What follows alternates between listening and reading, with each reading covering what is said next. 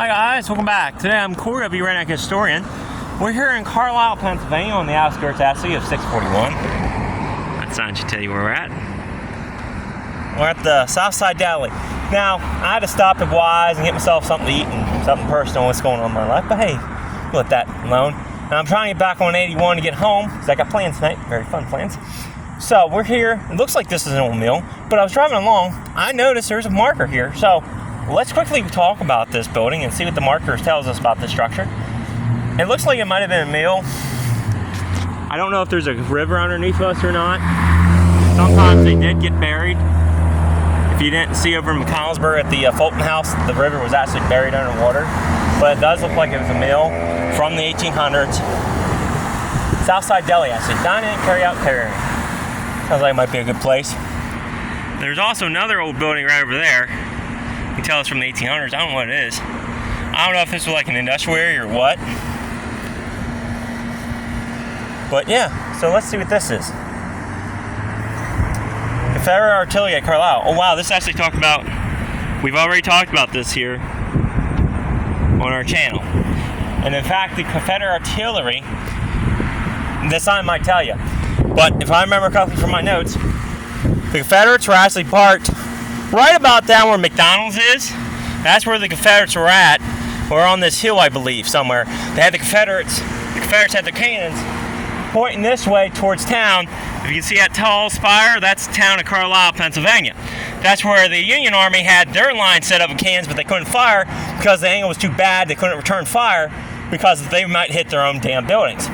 You know, when you're in the Union Army and you're in the Union territory, it might be bad publicity to shoot your own building with a cannon. I'm just saying. So the Confederates were lobbing shells from over there, or this way, basically until they ran out of shells, and then they retreated back to Gettysburg to help Lee's army out in the advance. There's a whole video of that with even probably more accurate notes than I have currently stored in the old SD card in my head, which apparently has a lot of info still. But yeah, once they abandoned basically that spot, they burned the barracks down to the ground and the gas works, I have no idea where that's at, to the ground, and then they went to Gettysburg. But there's a whole video on that. Go check that out. Confederate artillery spot in town. I learned that. So let's read this and learn some more history that maybe I didn't learn. Sometimes authors and stuff like that, they'll change their story, they'll add a little bit more information. You just always gotta verify. So let's get reading here. Early in the evening of July 1st, 1863, Union Brig General William F. Bedlin Smith entered Carlisle from Bridgeport, Lemoyne, with 2,500 troops. Subsequent to the Department of Confederate Infantry, the prior day only to find the town facing attack by a second rebel force of 1,500 cavalry under the command of Major General Jeb Stuart. Stuart forces were comprised of Brig General Elizabeth Lee's Brig and the 1st Stuart House Artillery Command by CPT James Bertrand. Refusing to surrender the town, Smith soon found his men in the town receiving fire from 4 3-inch Phoenix Ordnance rifles deployed in 2 sections. While the Union forces centered in the square, the dismounted Confederate cavalry occupied positions in this general vicinity of the east side of the Lifford Spring, trading rifle fire with Union troops positioned on the other side. Two breath guns were positioned here at the intersection of Trindle and York Roads. The section of guns, 2 guns, was located a few hundred yards behind the higher ground. When the firing started, the second gun section mistook the first for the enemy and fired upon them. An error quickly corrected. The firing continued throughout the night until 3 a.m. the next morning, when low on ammunition and summoned to the Battle of Gettysburg, Brett's gun took the parting shots and Stuart's forces left under the cover of darkness. Union General Smith reported the actions, cited 130 for Confederate cannon rounds fired on the town, inflicting minor damage with Carlisle. The Army of Northern Virginia was deprived of Stuart's cavalry on the first day of Battle of Gettysburg, and Brother's artillery could not take action at Gettysburg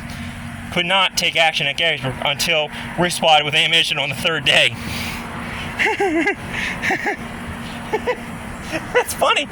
So basically, they fired the cannon, still had no lead, and this might have been the key point in the Battle of Gettysburg, Pennsylvania, of us winning the battle of the Union and keeping the country together.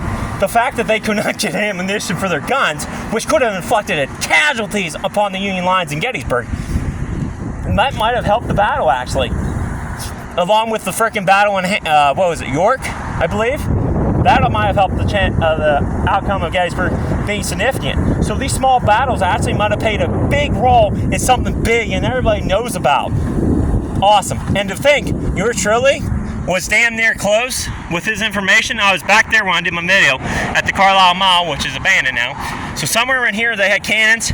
West down, there might have been more cannons up on the hill back there. But to think, they fired their guns so they had no lead. And then they couldn't fire their guns when they got to Gettysburg to try and help Lee. They basically kind of screwed the pooch.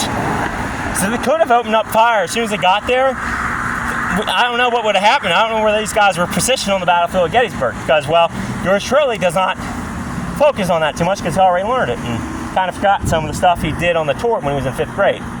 So, yeah, there's that. So supposedly there is a spring somewhere around here. So that could be what this building here is. This could be an old mill, like I said. It looks like one. But I have no idea because I can't find no water sources. So who knows? Definitely looks like an old mill, though. So, from Carlisle, Pennsylvania. Stay curious, stay adventurous.